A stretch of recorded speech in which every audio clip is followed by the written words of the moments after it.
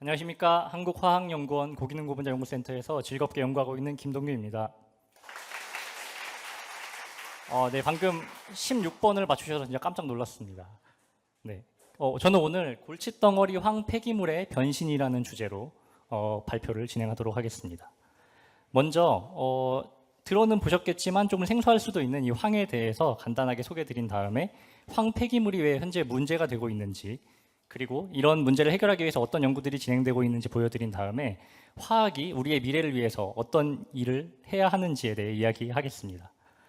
먼저 황은 방금 친구가 말씀해 주신 대로 원자번호 16번입니다. 원자번호 16번이고 그러면 황은 몇 쪽에 속할까요? 혹시 아시는 분? 16쪽입니다. 네, 맞습니다. 네, 황은 16쪽에 속하고 원자번호 16번이고 유황이라고도 불립니다. 그래서 황은 지각에서 7번째, 그리고 우주 전체에서는 10번째로 많은 원소이고요. 상온에서 이렇게 8개의 황 원자가 왕관 모양의 고리를 형성하고 안정적인 구조를 이루고 있고, 자연 상태에서 화산 그리고 온천 근처에서 이렇게 원소 상태로 발견되는 몇 안 되는 원소 중에 하나입니다. 그리고 황은 고대 문헌에서도 등장한 것과 같이 인류의 역사와 굉장히 오랫동안 함께 해왔습니다. 그래서 구약 성서에서는 그 신이 타락한 도시 소돔과 고모라를 유황 불비로 멸망시킨 이야기가 적혀 있고요. 그리고 황은 온도를 가하게 되면 이렇게 노란색 고체에서 빨간색 액체로 변했다가 온도를 더 높여주게 되면 이렇게 파란 불꽃을 내면서 활활 타게 됩니다. 그리고 끓는 점이 444.6도로 매우 높아서 지옥을 유황으로 된 끓는 연못이라고 묘사한 것이 아닌가 생각이 됩니다. 이렇게 들어보면 황이 굉장히 유해하고 무서운 위험한 물질인 것 같죠.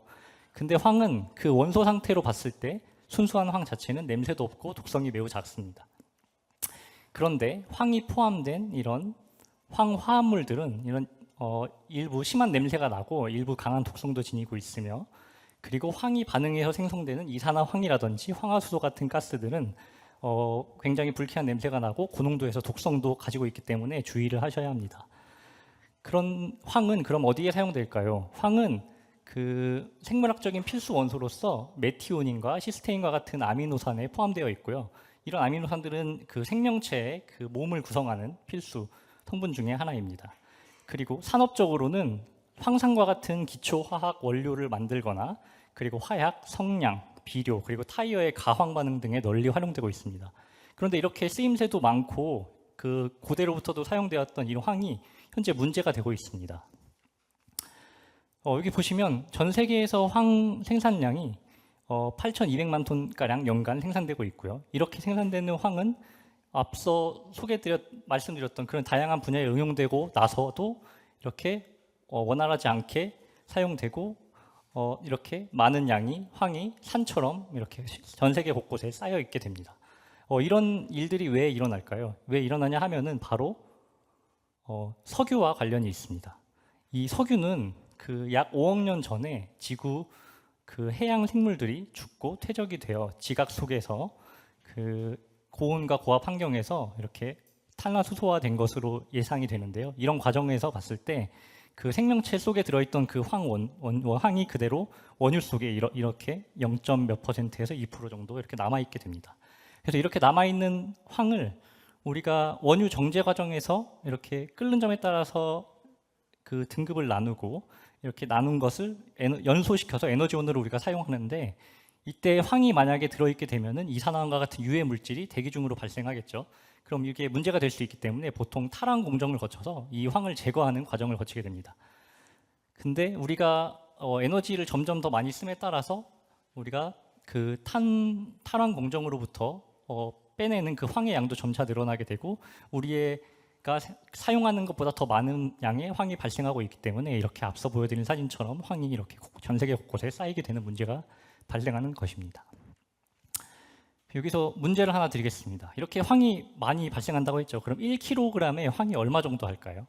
4,200원, 훨씬 쌉니다. 32원보단 비쌉니다. 거의 비슷합니다. 네. 황은 지난 5월 가격 기준으로 톤당 108달러 정도로 돼서 현재 원화로 환산하면 1kg에 한 140원 정도, 그래서 거의 유사한 가격을 맞췄고요. 굉장히 싸죠. 근데 사실 이게 유가가 올라서 이 정도지 지난 몇 년 전쯤으로 계산해 보면은 수십 원대에서 거래되고 있었습니다. 그래서 우리나라는 세계 정유 산업의 그 기준으로 봤을 때 한 5위 정도의 원유 정제 능력을 가지고 있습니다. 우리나라에서 현재 생산되는 대부분의 그 황들은 타랑 공정으로부터 생산된 황들은 중국으로 수출이 되고 있는데요. 만약에 중국의 정유 산업이 점차 발전함에 따라서 우리나라에서 더 이상 황을 수입하지 않는다. 그러면 어떤 일이 생기냐면 바로 우리나라가 황변비에 걸리게 됩니다. 황변비에 걸려서 중국으로부터 더 이상 황이 나가지 못하고 우리나라 곳곳에 황이 쌓이게 되는 문제가 발생할 수 있습니다. 그래서 이를 해결하고자 이 저가의 황을 활용해서 고부가 가치 산업에 활용하는 연구들이 진행되고 있습니다. 오늘은 그중 하나인 적외선 투과 소재에 관련해서 말씀드리겠습니다.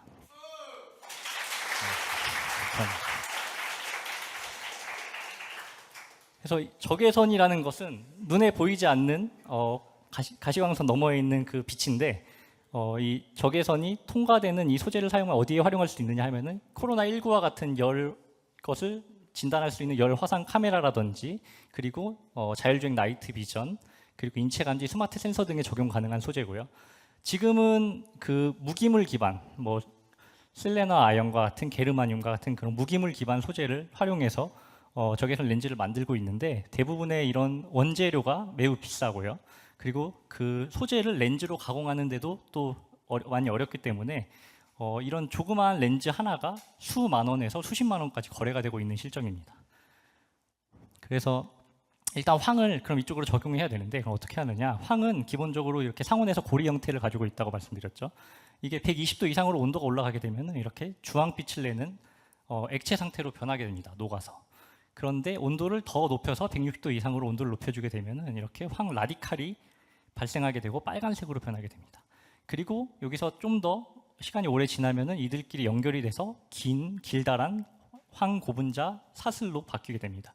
이거를 바로 사용할 수가 없는 이유 중에 하나가 이게 상온으로 다시 온도가 떨어지게 되면은 이렇게 길게 자랐던 황이 다시 이런 고리 형태로 돌아가는 성질을 갖고 있기 때문에 이를 막고 안정적인 소재로 만들어주기 위해서 선형황 고분자에 이런 가교제라는 분자를 섞어서 이렇게 그물처럼 화학 구조를 엮어주게 됩니다.